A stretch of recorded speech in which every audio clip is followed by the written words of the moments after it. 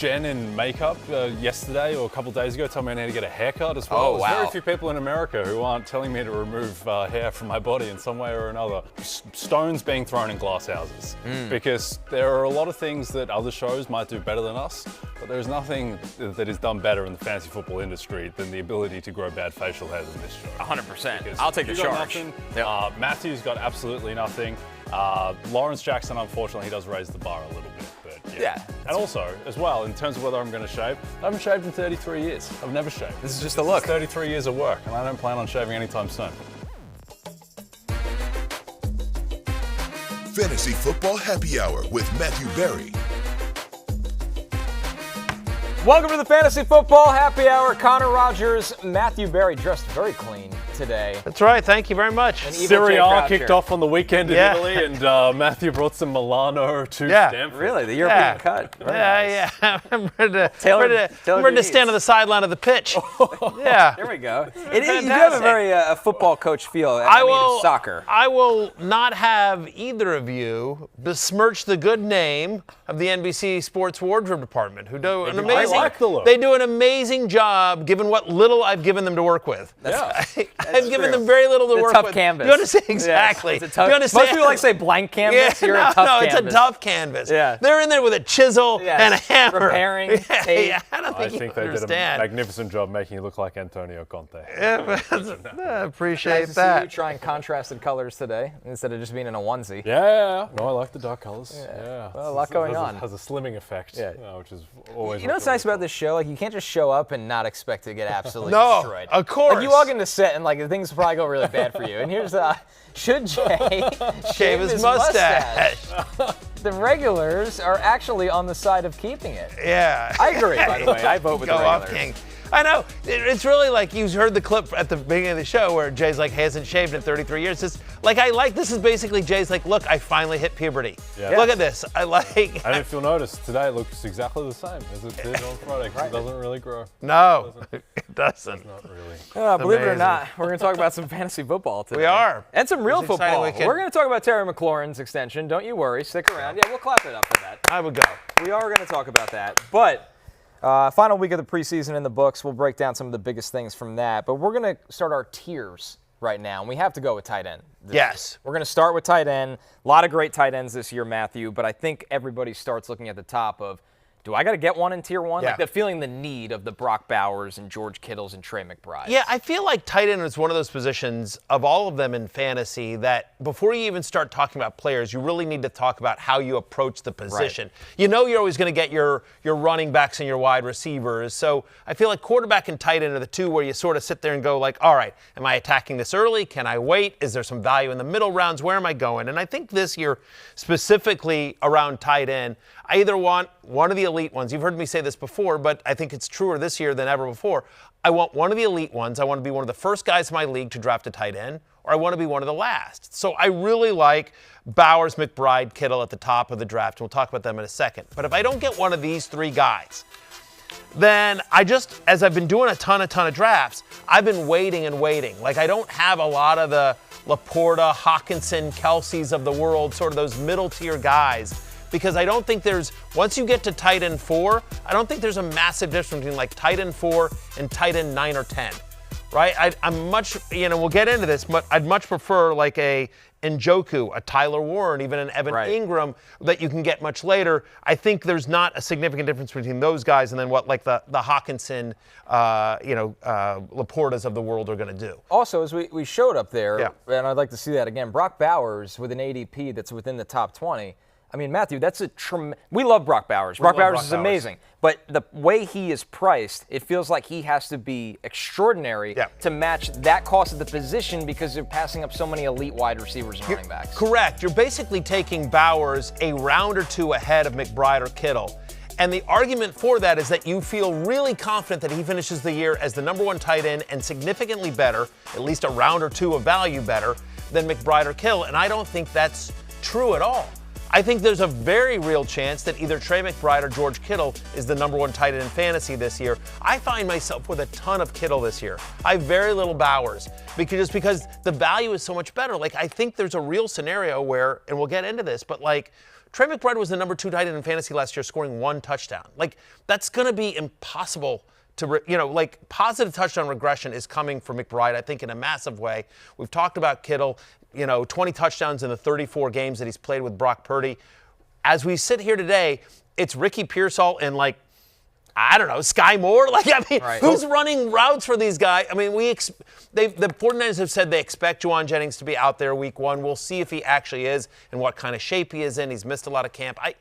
Kittle, to me, is going to be a massive part of this passing attack. Yeah, there's also talk about Juwan Jennings maybe going on IR if this doesn't get resolved soon, which is just It's so weird. It's very cloudy. He could play week 1. We might not see him until week 5. I got no idea what's going on with Juwan Luckily, Jennings. the 49ers are super transparent about their injuries and player timelines for returning. I'm sure whatever they say, whatever Kyle says, we can take to the bank. On George Kittle, I'm with you where I find that in drafts, I go in thinking I like some of these guys later on, like Tucker Kraft and Dalton Kincaid and stuff. So I go in thinking that I'm not going to pay for any of these tight ends. And then it's like pick 50 and it's like George Kittle or Chuba Hubbard. It's like, he's just sitting there because no one loves taking George Kittle because everyone's had George Kittle on their team before. They're not enamored of him. And so I think there's a bit of an inefficiency there.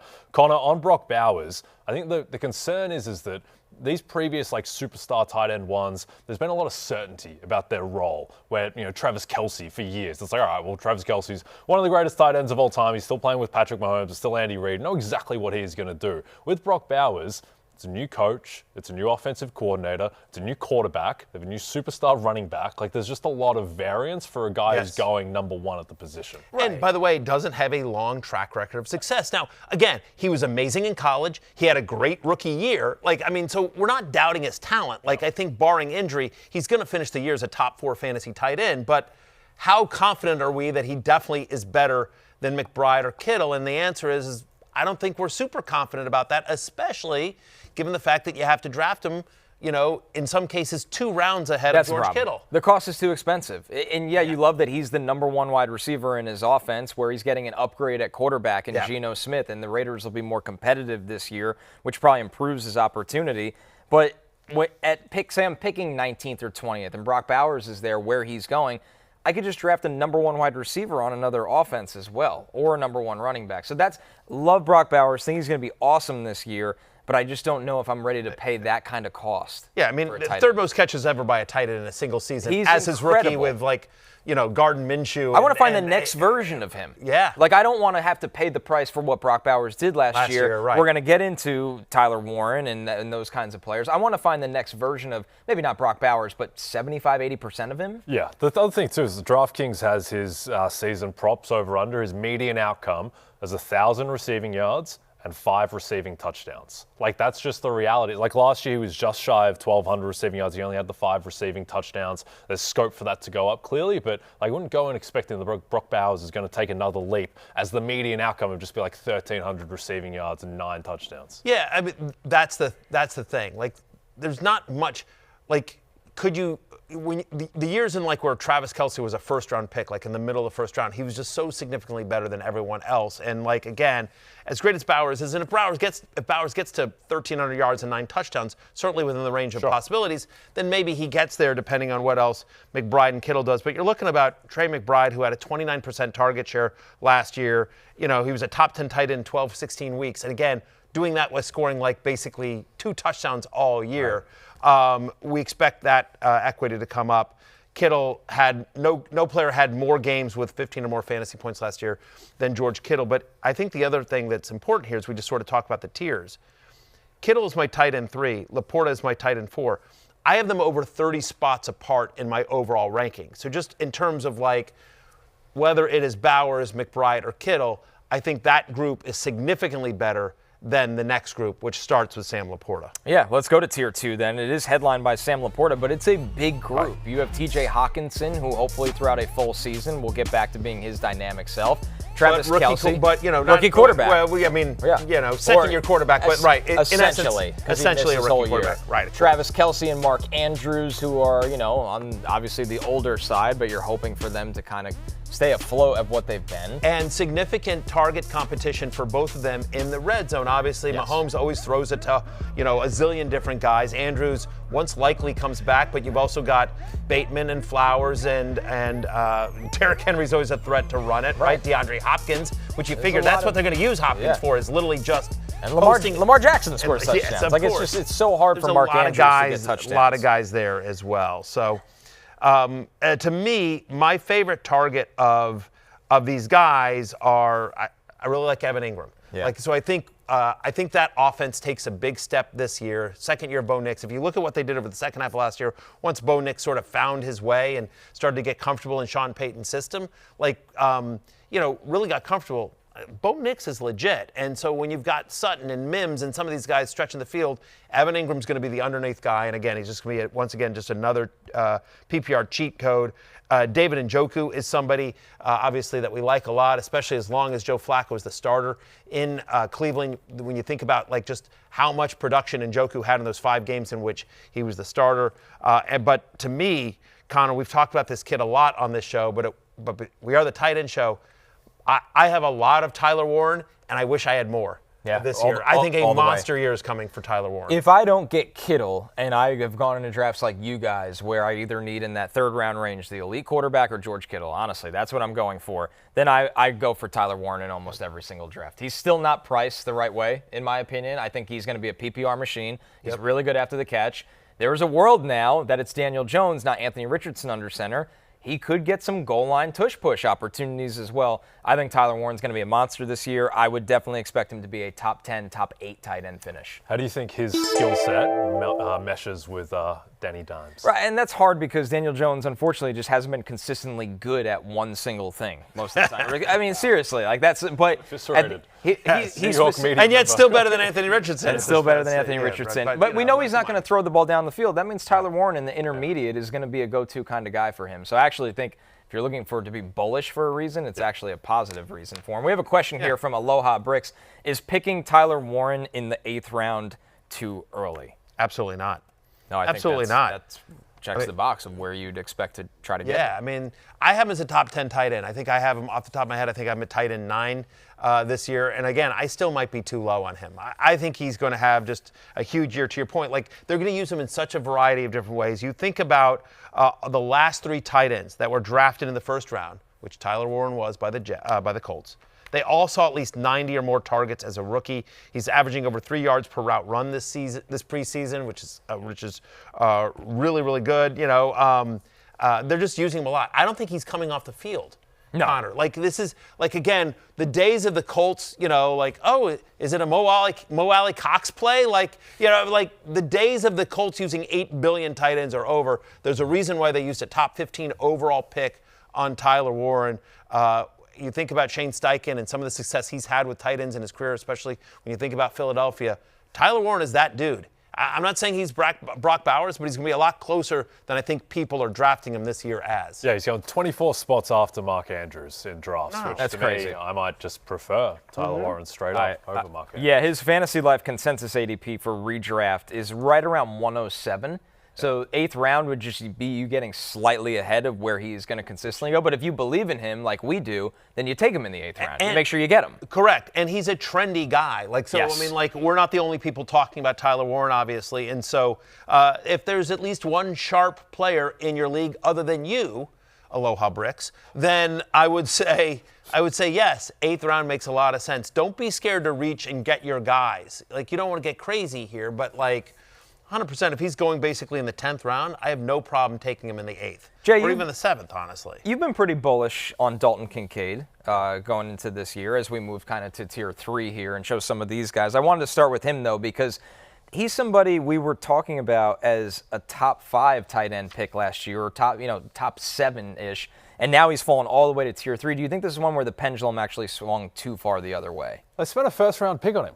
2 years ago. Yeah. They invested serious capital in Dalton Kincaid. His rookie season, he showed flashes. And then last year, as you broke on the show, Matthew, so it was like he was dealing with a knee injury, and it really seemed to hinder him. And I think Josh Allen, as Dalton spoke about on this show, and he also shared a story about getting beaten up by a kangaroo in Australia. He's the only tight end in the NFL to share that kind of story on this show. But He's like a young Jay Kraft. That's where it all began. You can tell. There's a little bias here. Yeah, that's where it all began. But look, he spoke about how Josh Allen is a very unique type of quarterback. He's not just going to sit in the pocket and throw in structure all the time. You need to be on the same page with Josh Allen. You need those reps to develop that timing. And we saw the Bills' final play of the season, timing slightly off half beat. He couldn't make that catch against Kansas City in the playoffs. But I think that just through health, he's on the right side of the aging curve. He's just going to get better naturally.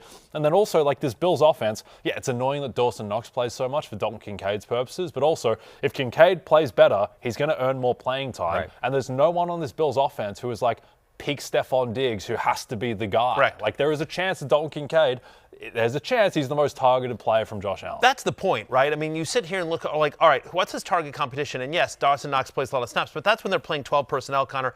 They're so different. It's really different positions. Right, exactly. I mean, honestly, Kincaid is their slot receiver, right? And so it's like you've got Khalil Shakir, you've got Josh Palmer and Keon Coleman, and Curtis Samuel still there. Like, to your point, there's no one there that's like, oh, peak Stephon Diggs, that's a guy that's got to get 8 to 10 targets a game. And so there's a non-zero chance that Kincaid is, if not Josh Allen's number one target, one of his top 2 or 3 guys as well. And so I'm just telling you, when I spoke to my source, who's on the offensive coaching staff of the Bills, they were like, he was just hurt all last year. Like, he's going to have a big year, and so we'll see if that ends up playing out. But I do like, if you're down here in this range, I think Dalton Kincaid is really interesting. I think Tucker Kraft is really interesting, right? Third among tight ends last year in fantasy points per target last season, minimum 50 targets. And again, as we talk about, sort of similar to the Bills, the Packers they have a lot of guys, but with the exception of maybe Matthew Golden, the rookie. But we haven't seen it yet. Like exactly. He has first-round draft capital, and camp reports have been good, but we haven't seen it yet. And I don't know that Golden's going to be a big red zone target regardless. Kraft, I think, is their best red zone target of all the guys that are in the passing attack. And I know they like to run when they get in close and they use Jacobs. But, if we expect a better year, a positive regression year from Jordan Love, Jay, and I know you're high on Love this year, I do think Tucker Kraft becomes really interesting, especially as a red zone target here. And the problem we have with this team so often is we don't know which wide receivers are going to be on the field the most. Right. Tucker Kraft blocks so well that he's just always on the field. Yeah. So you don't have to have that worry with him. This is from K-Dog Cuisine. Can Tucker Kraft be your tight end 1? Will he be the second option in Green Bay? Yes. By the way, K-Dog, I don't think that's the proper spelling. I think it's only 1 G. But yeah, K-Dog, yes, Tucker Kraft can be your tight end 1, obviously, if you're waiting on the position. And I do think there's a real scenario where he could be the second option in Green Bay. Maybe the first option. There is a world where he is. Right. Some weeks, not. But again, they sort of spread it around. They were going to be more run heavy than not. But yes, again, what do we care about? When you're down in this range for tight ends, you're really just hoping, can I get a guy that's going to get a touchdown? If you don't have one of the elite guys, all these tight ends are sort of touchdown-dependent tight ends where you're like, when they score a touchdown, it's great. And so I just think Tucker Kraft has a better shot at scoring most weeks than most non-elite tight ends in the NFL there as well. So, yeah, I'm in on him. I think a couple of guys you could argue about. Quickly on Tucker Kraft. Yeah, go for it. Here's how I would look at him. So Jordan Love, his rookie season was basically 2023. It was his first full year as a starter. It was a bit of a rough first couple months, just kind of growing pains. Week 9 to the end of the season in 2023, he was second in the NFL in EPA per play among quarterbacks. Only Brock Purdy was better. Last year, does his MCL in week 1 and then does his groin when he comes back. He's banged up. The only stretch where I thought he was healthy was after the bye, weeks 11 through 17. Third in the NFL in EPA per play. When this guy has been healthy, he has been a top 3 quarterback in the NFL. And if you're looking at the Packers offense through the scope of, we might have a guy who's like a top 5 guy, like an MVP level quarterback, well, where's the production going to go to? Well, Tucker Kraft led the team in touchdowns last year, and I don't really see a reason why he couldn't do that again. His skill set is extremely sustainable because it's built on yak, where he is just a monster after the catch. That is much more sustainable and replicable than relying on 50-yard bombs. He's just going to produce when he gets the ball in his hands. So, yeah, I think he could be an absolute monster this year. Yeah, really like him as well. He made the Love list. But speaking of Love, how about Colston Loveland? Final preseason game when he was playing with the starters, 71% route participation. Connor, by the way, that's thanks to our friend Dwayne McFarland at FantasyLife.com. He does a whole preseason utilization article. Highly recommended. I would go read that and check that out. But Loveland, who a lot of people were surprised was drafted over Tyler Warren. He was the first tight end drafted this year, and he lands in a great spot with Caleb Williams and Ben Johnson. All right, and Ben Johnson, who did an excellent job being a part of the process to take Sam LaPorta at the top of round 2 a couple years ago and give him a mammoth rookie season. The skill set can be used the same way. So Loveland, it's more just there's a lot of mouths to feed in Chicago, that it might be, year 2 that he has that monster year. And here we go from JM. Does Loveland match LaPorta's production in Ben Johnson's offense? I think that's a lot to ask year 1, but he'll know how to utilize him, which is the most important thing. Cole Kmet is still there and still it's. I mean, LaPorta, I think LaPorta's production in Ben Johnson's offense his rookie year, he was a top 5 fantasy tight end. And I don't think we're saying Colston Loveland's going to be a top 5 fantasy tight end. And I will just say, give me Tyler Warren over Colston Loveland if you're looking at a rookie tight end. Having said that, again, if you're in a deeper league, if you're looking for a second tight end with maybe some upside, especially second half of this year, or you just sort of punt the position and you're kind of down there looking through some of these guys, I do think Loveland is kind of interesting. And by the way, Jake Ferguson, as we talk about this, we are high on the Cowboys offense this year, going to be throwing a ton. And Ferguson, who was hurt much of last year, but the year before was very productive, especially in the red zone. Dak Prescott throughout his career has always liked to target the tight end, especially in the red area. So I do think Jake Ferguson, fully healthy as part of this Cowboys offense, could be a nice thing this year. I think this Cowboys offense is now one of the most streamlined and easy to understand fantasy offenses in the NFL, kind of in a similar way to the way the Eagles passing game has been, where, all right, it's just A.J. Brown, Devontae Smith, and Dallas Goedert. That's kind of it. With Dallas, it's just Pickens, Lamb, and Ferguson. I don't think anyone else is really going to get into the mix, so it's a very known role. And Dak is, I think, outside of Joe Burrow, I think Dak is the most likely guy to lead the NFL in passing yards because this team's just going to have to throw a ton. Yeah, Baskets on YouTube asked, are we sleeping on Ferguson with a healthy Dak all season? That's definitely the reason to be glass half full. I think the half empty-ish would be George Pickens should get more targets in this offense, being a new face there. But yeah, Jake Ferguson, I mean, he's somebody that if you don't want to spend capital to get a tight end, he probably gives you a high enough floor at the position. Yeah, Baskets, by the way, it's only 1 T. Once again, misspellings all over Not the for place. Stone Smart. Yeah. Speaking of tight ends. It's fair. Yeah, some people do prefer the second T. Fair. But Baskets, you're 100% right, because it's not only a healthy Ferguson all year, who he was banged up, but it's a healthy Dak as well. And so, again, Ferguson last year at this time was going as a top 10 fantasy tight end. He's being drafted tight end 8 or 9, and so we don't think the talent has gotten any worse. And so if he's healthier and Dak is healthier. 2 years ago, Dak Prescott finished second in MVP. It feels like a lifetime ago. He literally finished second, and Jake Ferguson got over 100 targets from him that year. Let's take a look at Tier 4. This is a little bit of the bargain shopping version of tight end. If you plan on taking one of these guys or know you're going to be on the waiver wire a lot, this is one headline, Matthew, by Brenton Strange, who maybe can outperform his projection in this offense. You think about Liam Cohen coaching the Buccaneers last year. Cade Otton was a top 10 tight end on a points per game basis. So Strange, who middle of the field, we saw what Engram did with Trevor Lawrence last year. We know that he's comfortable throwing to the middle of the field. You've got BTJ and Travis Hunter stretching the field. So Brenton Strange underneath as well. Hunter Henry, team high 20% target share from Drake May. We know Josh McDaniels loves to use the tight end. I'm sorry, you guys are on your own with Kyle Pitts there. But Zach Ertz, someone else can talk up Kyle Pitts. I'm moving on. I'm moving on just to mention that with Chris Godwin out, Jalen McMillan out, could Cade Otton once again raise his head? Cade Otton was a thing last year. For a while. He's saved a lot of people's bacon off the waiver wire that didn't have a tight end. He really did. Zach Ertz, again, we expect this Washington offense to be very, very good. We're going to get to Terry McLaurin in a second, but Ertz was such a safety blanket for Jaden Daniels, and there was a reason why Washington brought him back. Jonnu Smith, Connor, you and I were texting about this the other day, and we're talking about this, but I tell my daughters, I have 13-year-old daughters. They'll be 14 in October, and so they're starting to get interested in boys now for the first time. And I tell them, it's awful. Don't get me started. Don't get me started. The texting and TikToking and Snapchatting. It's awful.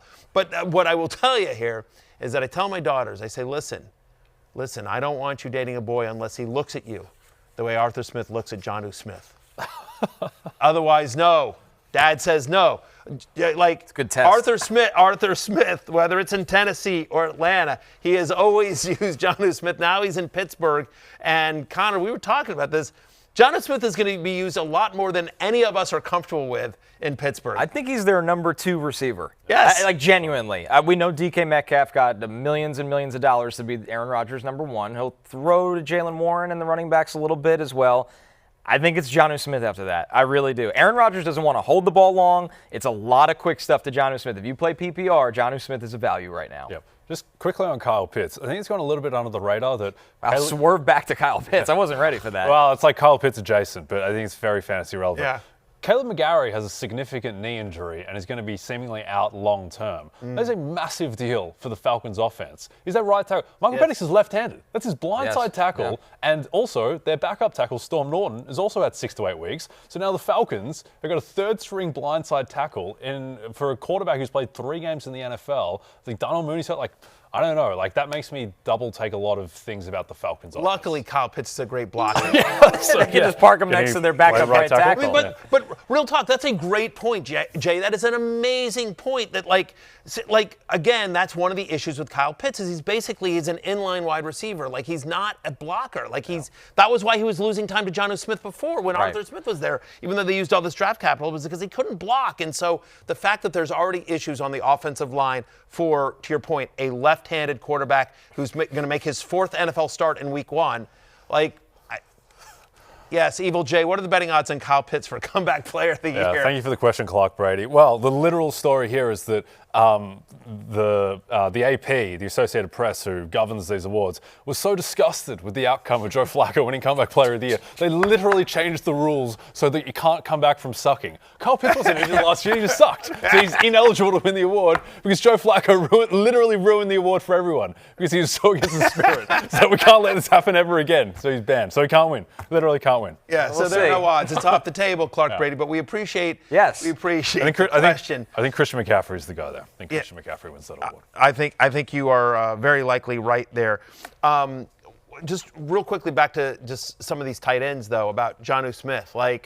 Not only is he going to be, I think, the number 2 target in that Steelers offense, they're going to use him in the run game, annoyingly so.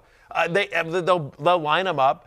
And people forget this guy was a top 5 fantasy tight end last year in Miami. And I get that, Aaron Rodgers and Arthur Smith is molasses compared to the speed that the Dolphins played at last year. But when given an opportunity, Jonnu Smith produces, and he's going as tight end 400.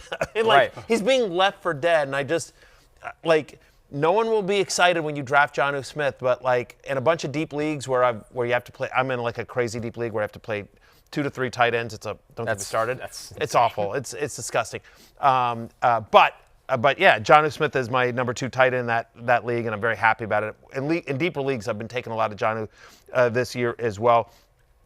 A couple other very quick deep sleepers at tight end. Again, if you're in these disgusting deep leagues or dynasty leagues like I am, you talk about the fact that Jonnu Smith might be the number 2 pass catcher on the Steelers.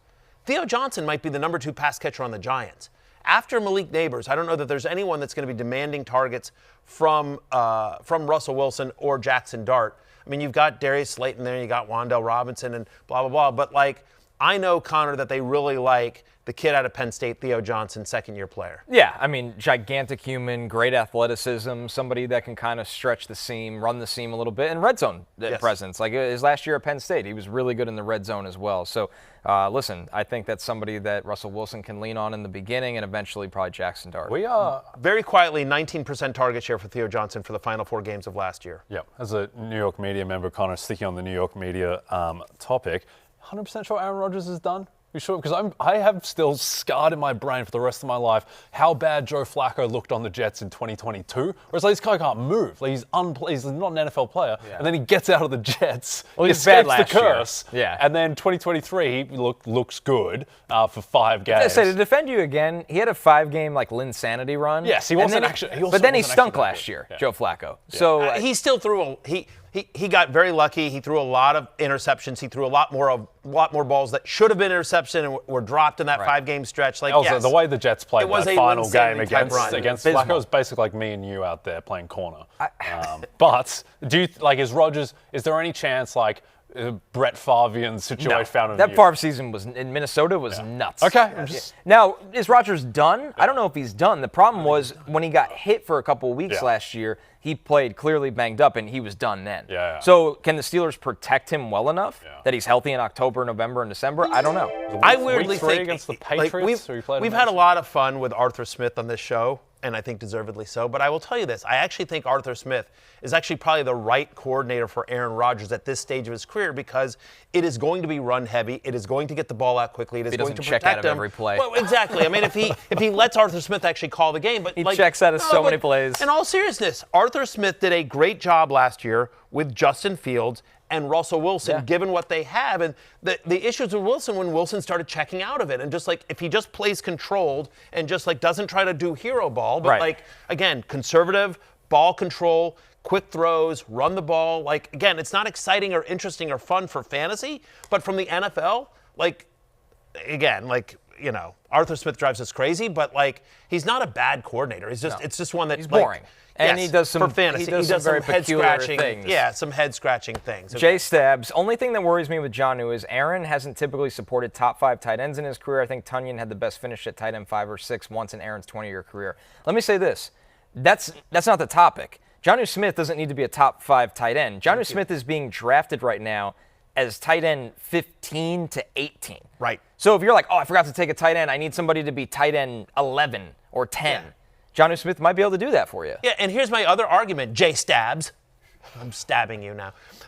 Jay Stabs, what I would say to you here is that think about Aaron Rodgers' career, where for how many tight ends is like, okay, fine, Jermarckel Finley maybe, but like for so many years he had Jordy Nelson and Devontae Adams and peak Randall Cobb. Like he had elite weapons around him at all times where the tight end didn't need to be a focus. Now he's looking at DK Metcalf and Calvin Austin? Like, what are we doing here? Right. My argument is that Jonnu Smith, I would argue, is the second best pass catcher that Aaron Rodgers is going to have on the Steelers, unlike all those Packers teams where they were just loaded at wide receiver. Again, you think about how good Jordy Nelson was for all those years, and Devontae Adams, and Randall Cobb was awesome for years and years and years. Rodgers had a peak season in 2014 with the leading receiver or the leading tight end on his team was Andrew Qualis. Right.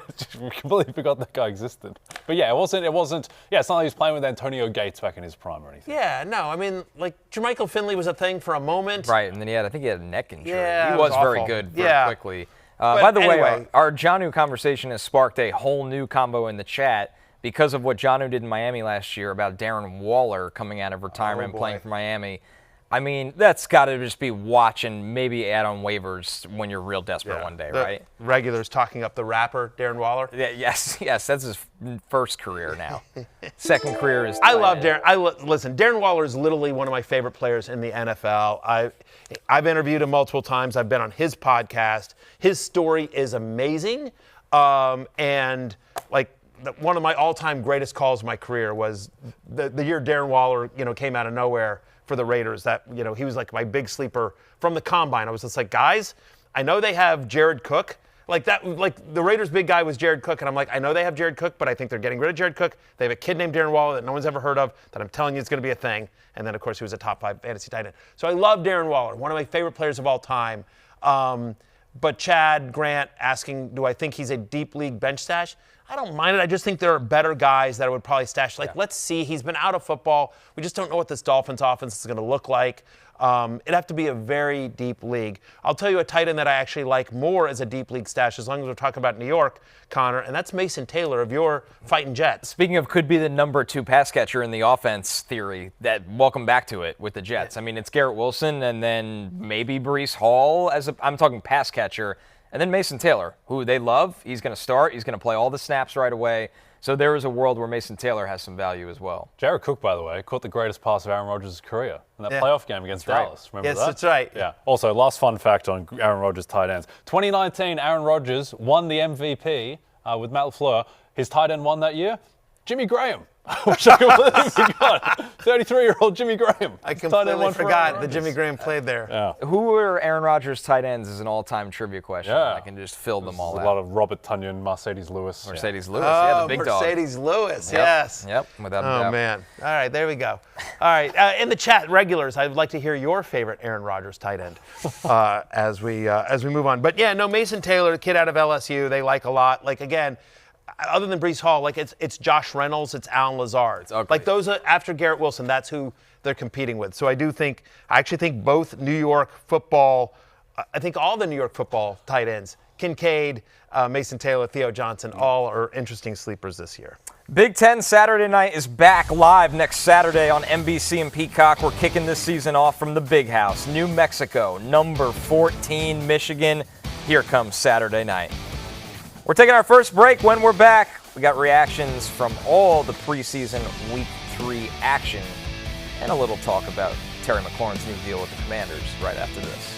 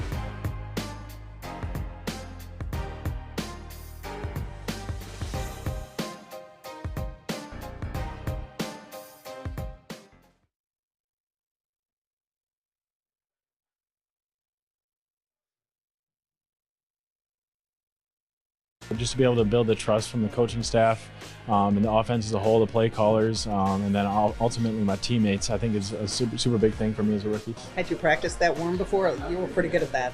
I've done it a few times. I've never done it in the end zone before, so that was the first time for that. But it was kind of just, I didn't really know what to do, and I was on the ground like, screw it, I'll do the worm. That was Lions rookie wide receiver Isaac TeSlaa, scored for the third straight game. And now is in position to jump Tim Patrick as the wide receiver 3. It's a great story. Tim Patrick's a great story. Tim Patrick's also an amazing story, Yeah, but but TeSlaa's a great story. Unbelievable. This is someone at Arkansas, never had a huge season. Yeah. They played him in the slot despite being a massive wide receiver. Yeah. So he played in the slot. It was a weird passing offense. Then, he was kind of not overlooked through the draft. He did go to the Senior Bowl, but he wasn't projected as a top 100 pick. The Lions, who are better than this at anyone, said, screw it, we're just going to take the player. They took him in the top 75.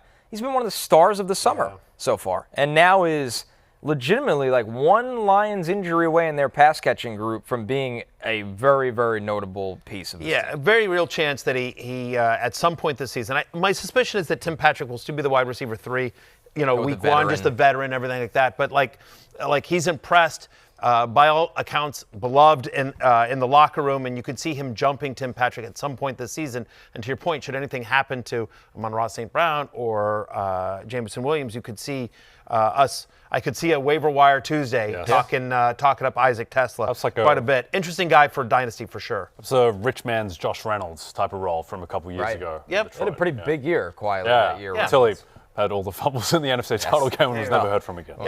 Yeah. We got to hear from Dan Campbell, though, specifically on how they could use Isaac TeSlaa early in the season.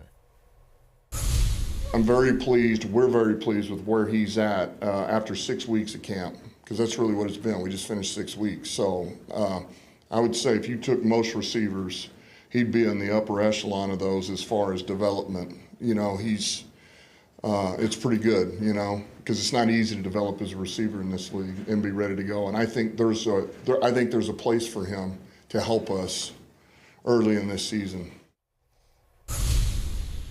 That's right, Isaac TeSlaa. He drinks for free today.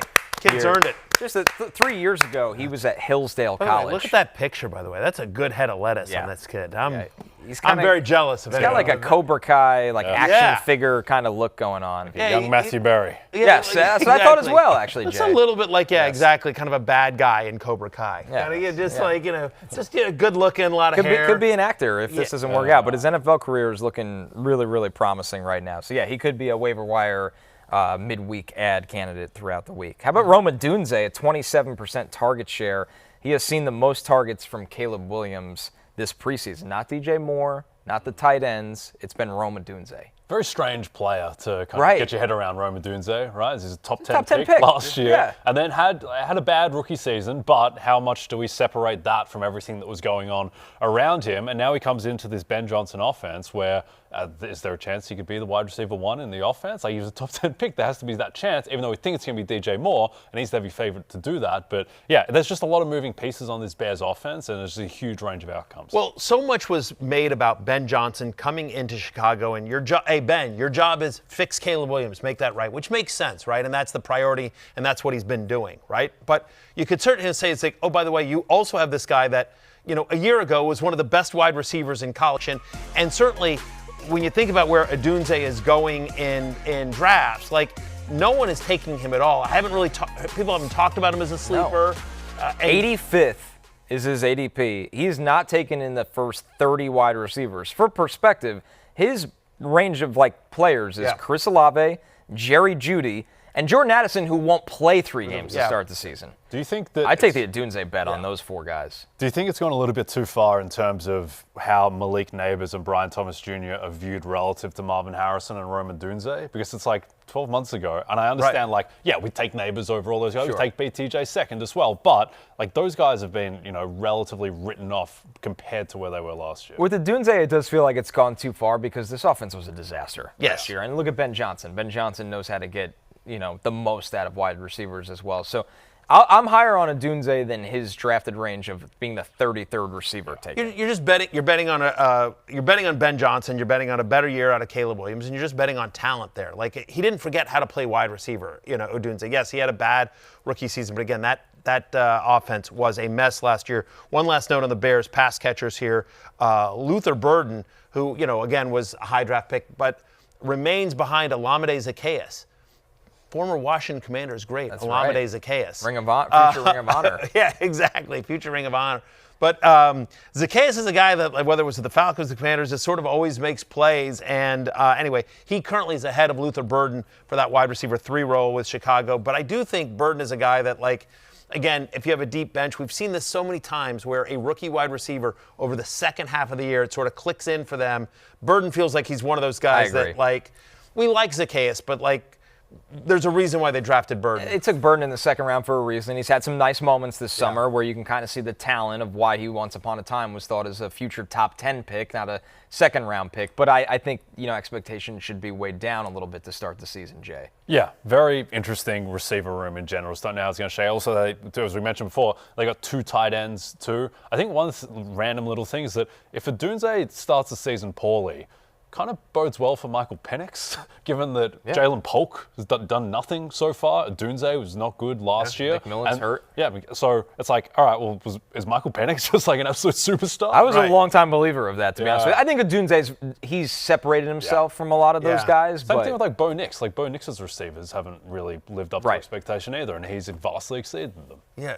By the way, good segue there when you mentioned Bo Nix's college receivers, because Marvin Mims played full-time with the starters again. Troy Franklin, college receiver. College receiver for Bo Nix, was the wide receiver 3. Pat Bryant, the wide receiver 4. So we're getting more clarity in Denver as well. So, again, but to your point about, like, Bo Nix's college receivers, like Troy Franklin, we're still waiting on Troy Franklin to do something here again. He's the wide receiver 3. Bryant was the 4, but it is, once again, it looks like it's going to be Sutton and Mims on the outside for the Broncos and Bo Nix. Yeah, I like this wide receiver room. I just think there's nobody really out in front of the pack after Sutton. That's the problem with it. Franklin's a great deep threat. Yeah. Marvin Mims can stretch the field. Pat Bryant's the opposite. He's the possession guy, but he's probably got the best hands on the team in terms of the short areas. Probably bodes well for Bryant that they were okay with moving on from Devon Bailey. That's a really good call. It really is. I've always been obsessed with Marvin Mims, and I just don't know why he can't get a full-time role. I love the player, love the talent. I will say this.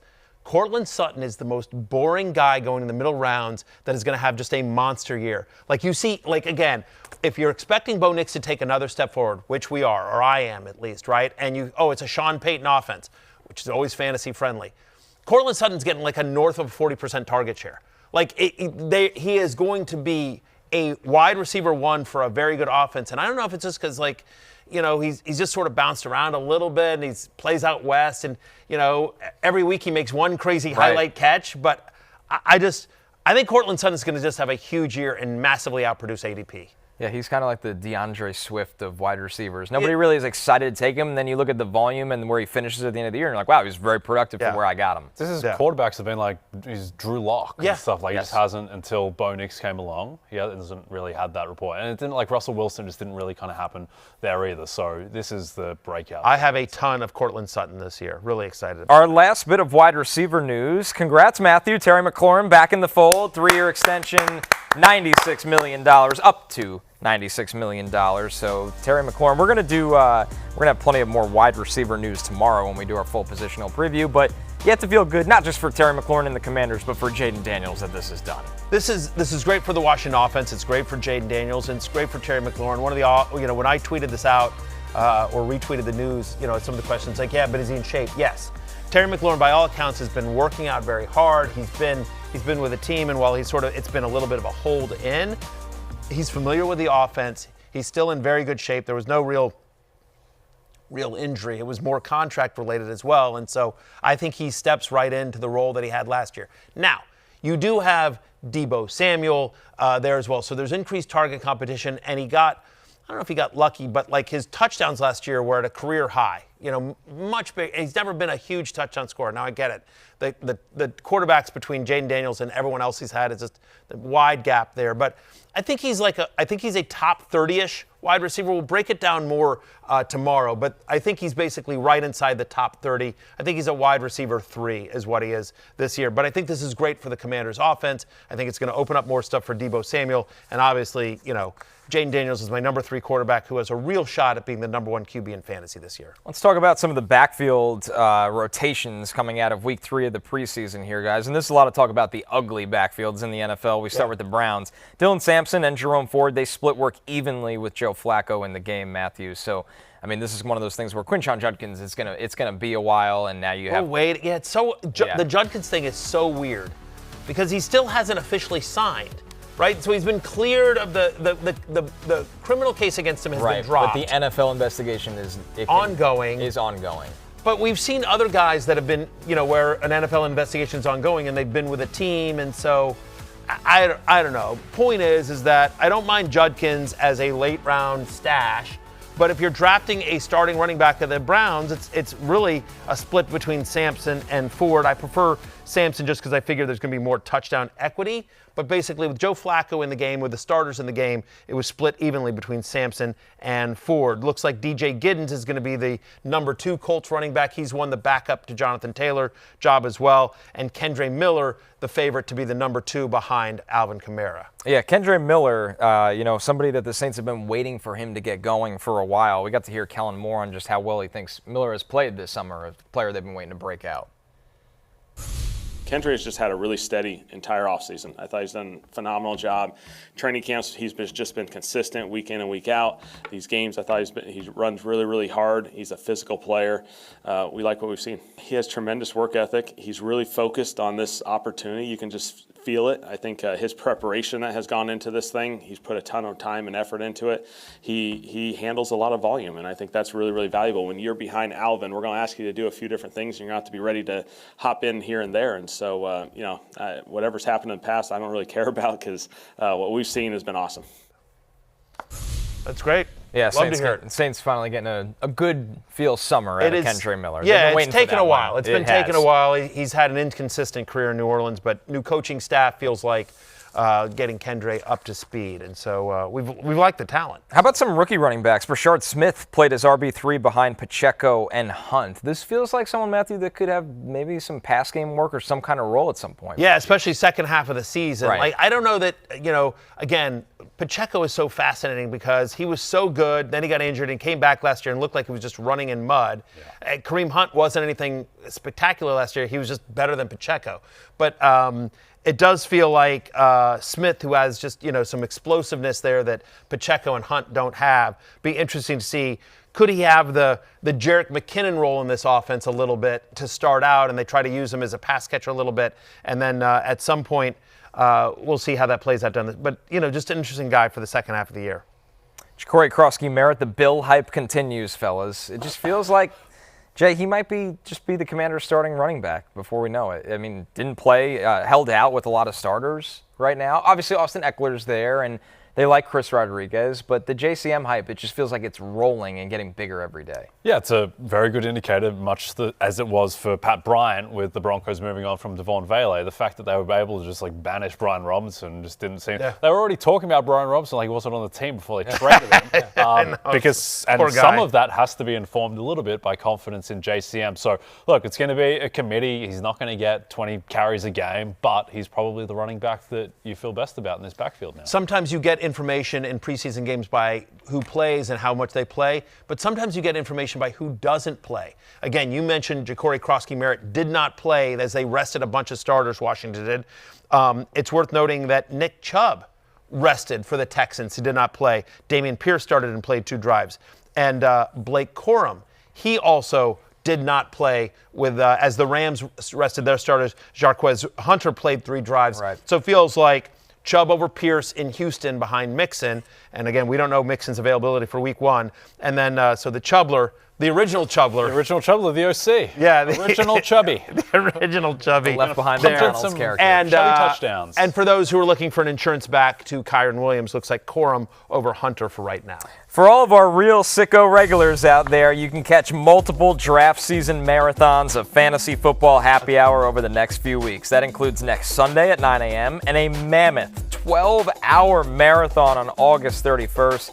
That's all for free on the I'm just going to tell you this. Channel. If anyone can prove that they watched all of this marathon, like on Sunday, August 31st, which is Labor Day weekend, if you somehow prove that you watched that, we will put your name up. You will drink rewarded for free here, and we will put your name or a photo of you up somewhere here on the set. So that's a shout out to all the regulars. Can you prove that you watched one of our draft season marathons on the NBC Sports Now channel? We're taking our last break. When we're back, we're looking at the odds for the AFC West potential winner.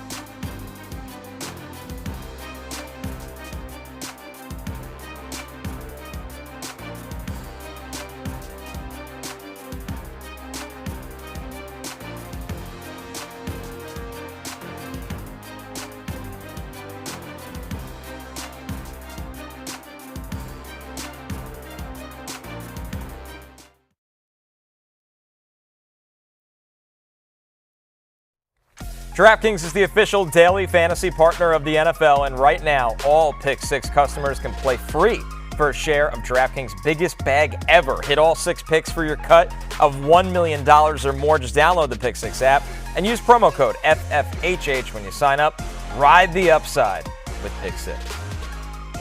It's time for last call. Let's take a look at the AFC West odds, courtesy of our friends at DraftKings, Jay.